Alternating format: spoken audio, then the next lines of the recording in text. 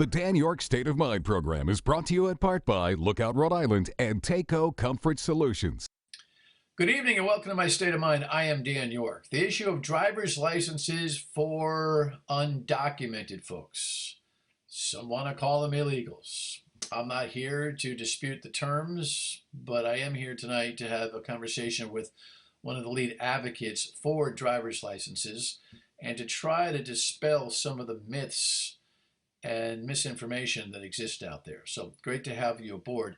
We're going to jump into it. Earlier this week, a Senate committee voted 5-3 to move to the full Senate floor here in Rhode Island the bill that would allow those who can't have the driver's licenses to have their own version of it. So far, the House of Representatives is not as aggressive, although the governor has indicated he would sign one of these bills and not operate through executive order. So it's murky, but it's moving.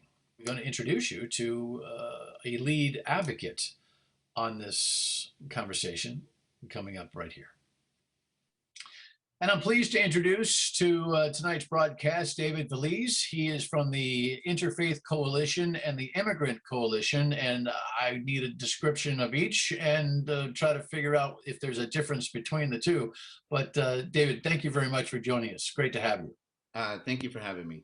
So the conversation tonight is about the push for driver's licenses for undocumented folks. The terms that the general population uses vary. Let's get that on the table. Illegal aliens, they shouldn't have driver's licenses, they're here illegally, all the way to folks who mistakenly refer to undocumented people as citizens. So the empathy and the agony of this whole thing is across the board. But we've been dangling with this driver's license or version of it thing now for too long, I think. And I want to have a conversation with you about that. First, introduce yourself and what the Interfaith Coalition is all about, and then we'll talk about the Immigrant Coalition. So let's establish who you are and what this group is, please. Sure. Well, thank you for having me. My name is David Veliz. I'm the director and lead organizer for the Rhode Island Interfaith Coalition to Reduce Poverty. And we're a coalition of faith leaders, advocates, community organizations all throughout Rhode Island, congregations that are united in fighting poverty and all of the different systems that lead to poverty. So we work on a lot of advocacy issues around the year.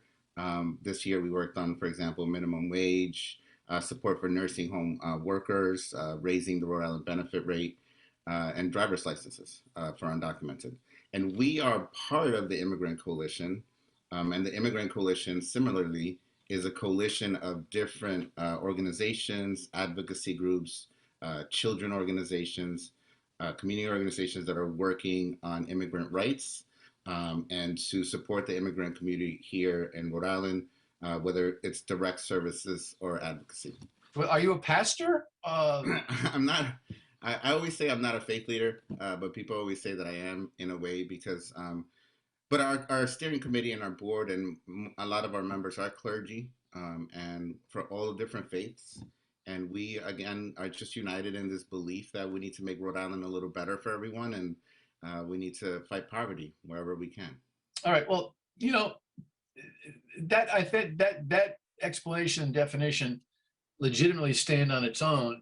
I can already hear some of my viewers reacting to this by saying, "Oh, he's another one of those whack job progressives out there." There's a lot of labeling. There's a lot of definition that seems to be part of the culture. There's a lot of concern at the State House that there's a progressive movement that is real. There's no doubt that it's real, but intervening in the way things ought to be. Before we get into the specificity on the driver's license thing, where I think you and I are going to find some very common ground,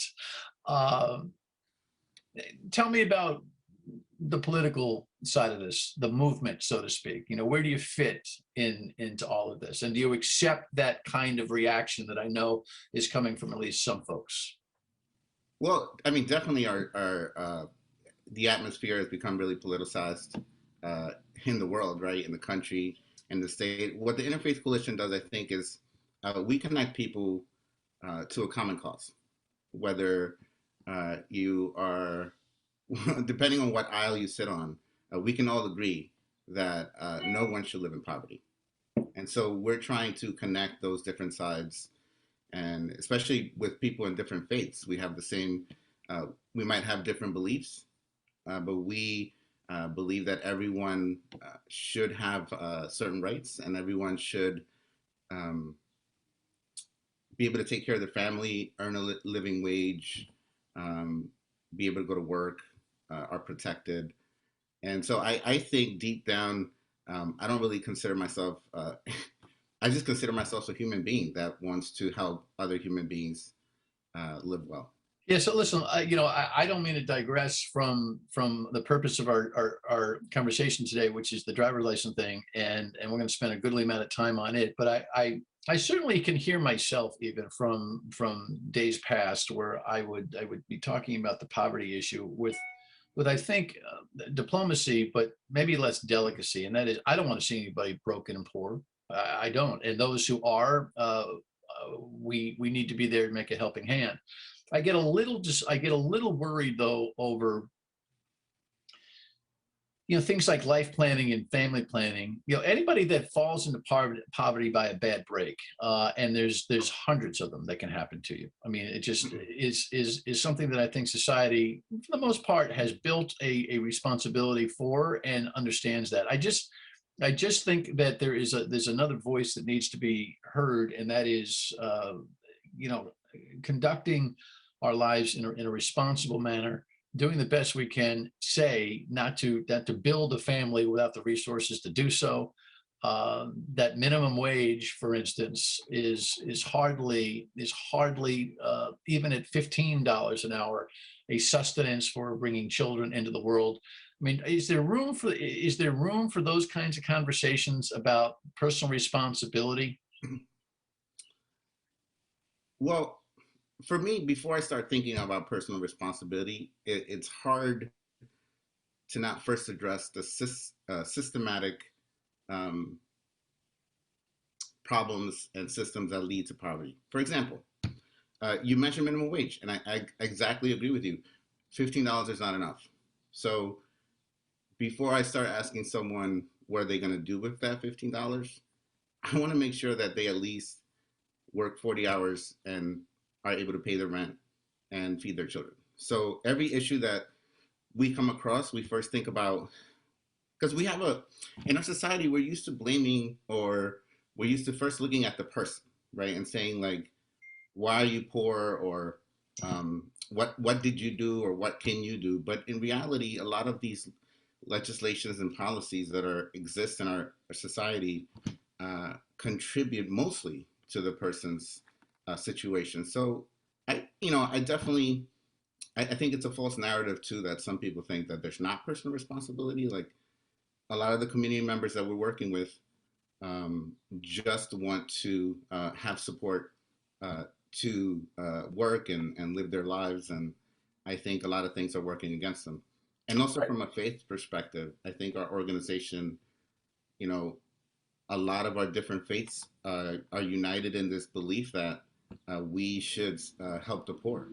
And that's, rooted in all of our different religious beliefs that, it's, we have a moral imperative to lift people out of poverty. And I think it's dangerous a little bit for us to start thinking first about what the individual can do without really looking at systemic poverty. All right. Well, look, I threw a monkey wrench in here because that's a deep and heartfelt answer to a very difficult question, which could dominate this show and 10 more. But we're going to. You're right. I mean, right. So I'm going to pause here and come back and get to the heart of this week's matter, and that is driver's licenses for the undocumented, because I don't know why it's taken us this long to join 16 other states who have already made this move. We'll be right back with David Veliz from the Interfaith and Immigrant Coalition. Stay with us on My State of Mind. Need to earn money? to live, and we need to make sure that we provide everybody that is working with the ability to earn dollars. Welcome back. David Veliz is from the Interfaith Coalition and the Immigrant Coalition. Now, you're watching the show on Friday and Sunday, folks. On Thursday, when we recorded the show in the morning, the plan was for them to have a presentation at the State House to argue for the bill. And so you probably saw some news about this that happened after we recorded this conversation, but timely in the deal. David, 16 other states have some kind of permit or license credential, to put people on the road who are not citizens. If you can give me your short explanation to start as to why you're in this battle, I will engage you then in the conversation. Tell me what the mission is here. Sure, and I'm glad to be talking about this because I feel like this legislation specifically is one of those legislations, as we just mentioned a little bit before, that can bring a lot of people together. Because although there's a lot of misinformation, but this legislation is really about safety. We all need safer roads. And so there's a couple parts. But first, the driver's license system in Rhode Island provides it's a safety tool. Everyone who has a driver's license takes the examination. Everyone who has a driver's license gets insurance. And the data shows that people that have insurance are less likely to get into an accident. So right off the bat, everyone having a driver's license is a good thing because people have insurance, people are driving safer, people get around. Secondly, it allows people to go to work, take their children to school. We at the Immigrant Coalition and the Interfaith Coalition to Reduce Poverty, believe in supporting our immigrant coalition, immigrant community here in Rhode Island. It's very vibrant. It's part of our community, and we want to make sure that people can go to work and take their kids to school. And lastly, the data shows that people who are undocumented immigrants, we don't use the word illegal or anything like that. We use undocumented. They pay around 31 million in taxes in Rhode Island, and if we have driver's licenses, that will expand that number, allow people to work, pay more taxes, and raise money for the state. Well, this is something that people who don't pay attention but who have strong feelings about it don't understand. You may not have a social security number, but you have a tax identification number, and you're actually going to work, and you're having deductions, and you're contributing to the tax base, which pays for the roads, which you're not allowed to drive on. And it ends up being, there's a fundamental, all the answers that you just gave, you might have seen my head nodding because yep. But it is a fundamental misunderstanding in this state and in other places that, those people that shouldn't be here are working for a living.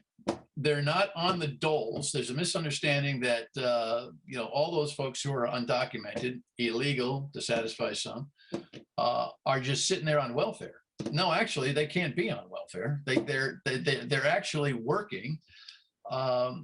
Too many of them actually are under the table because of worry and manipulation by business. But many of them are absolutely on the record, getting a paycheck, auto deducted, auto deposited, all the things that citizens do, but we don't let them put the keys in legally to get from North Providence to North Kingstown, South Providence to Cumberland, wherever they happen to be working, because they can't drive. So there's a fundamental fairness thing here. And until people understand that they're paying taxes, when I tell people, I get these conversations that, they're paying taxes, they're like, what do you mean they're paying taxes? Right?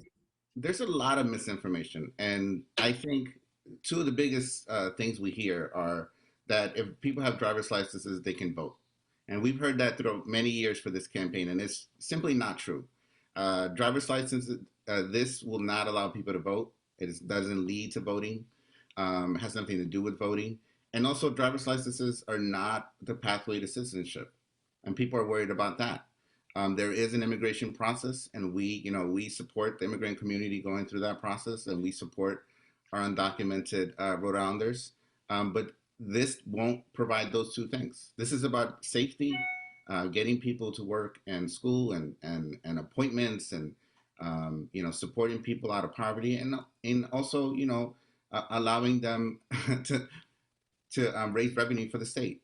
And Yeah, so, but I think it's important for us at this juncture to be able to explain. The legislation calls for a classification of driver permit.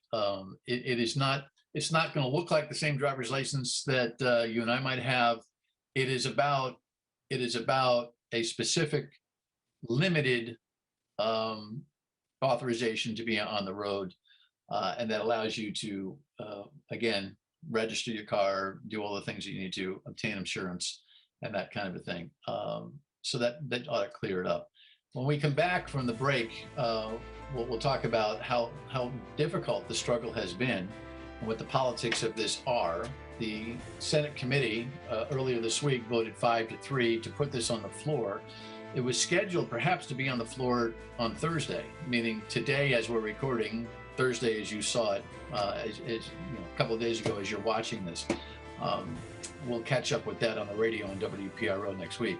But more on this with David Milroy. It's with the Interfaith Coalition and the Immigrant Coalition, and we're talking about driver's licenses for undocumented folks here in the community. Again, 16 states have it.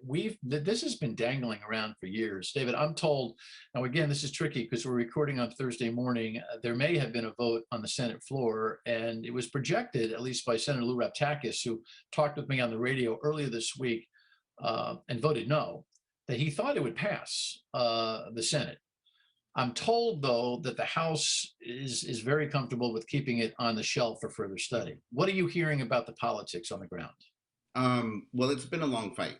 We're happy to be one step closer to getting it done. I think this year more than ever, we're finally realizing that we need to support our communities. I'm hearing, we're hearing different things, but we are hearing that this is the year to do it. I think we have a good chance of getting it passed this year, and we're eager, because there's a lot of people in Rhode Island that could benefit from this. Well, what's interesting is that it's kind of like a sandwich right now, because if the Senate passes this as it's expected to do, and the governor is telegraphing that he would sign it, it puts a little bit more momentum, from two different directions on the House of Representatives, which has tabled this for further study. And as anybody who follows government in Rhode Island knows, something goes to further study, it goes into the abyss, right? Let's see if this thing is pulled out of the abyss. We hope so, because I think this is really good for Rhode Island. It's about time we do it. You mentioned all the other states that have done it. It's only going to make Rhode Island better. I mean, I just recently got got a learner's permit. And I just never did since I was a kid, since I was 16, like all my friends. And just taking the driver's test. Think about that. Everyone who has a license is going to take a driver's test. We want people to have the information and the insurance that they need. Well, you're just a city kid from the Bronx. That's why you're not Exactly. Yeah. But to your point, and this is the other conversation that I was having on the radio the other day. I would love to come from my Cumberland home and grab a bus or a train and to get a station on 295, and then drop one down on 146, and then grab one on 195, and then zoom over to the Wampanoag Trail to get to the radio station, or to Channel 12 over in Seekonk. But our mass transportation system does not exist. Yeah, we've got RIPTR, as we say it here in Rhode Island, but it provides limited access and difficulty. There are a lot of people watching the show who have never been on a bus, to go to work.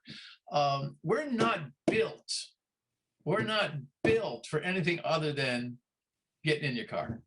And if we don't allow folks who are legitimately working and paying taxes to get in the car to work, it's not only a fundamental fairness thing, it's insanity.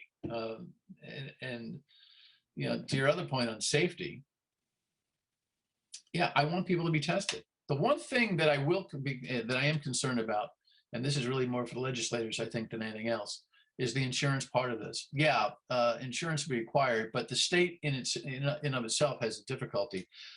maintaining insurance. And this is for people who are citizens, who get their insurance and then cancel it. Yeah, there's a notification and it can affect your registration, but it doesn't affect your driver's license. And so there's a loophole. And the people, well, what if they don't stay insured? Well, you know what? There are citizens and legal drivers out there that aren't staying insured. So that thing's got to get fixed. Maybe that'll be on your next agenda to buoy this thing. I only have a minute or so. Final word from you. Thank you on besides why safety, this is important. Go ahead. Besides providing everyone with insurance, making our roads safer, allowing people to go to work, for us, it's really also about uplifting our immigrant community and fighting some of the, I think, negative and hateful rhetoric. People are afraid of what they don't know. So I encourage people to learn about the issue. I encourage people to, think a little bit about how we're supporting families instead of leading with their fear. Well, look, that goes to, and if I only have a minute here, that goes to a fundamental misunderstanding about the complexities between federal immigration law and the mess that Washington has been for 30 years on this, and state law. By the way, states regulate driver's licenses. Right. So states have to act on this. And by the way, there is no deportation bus that's going to be running in and taking all these people out of here. And by the way, without these people, whoever you think these people are, this economy would be puttering because we need people to fill jobs right now.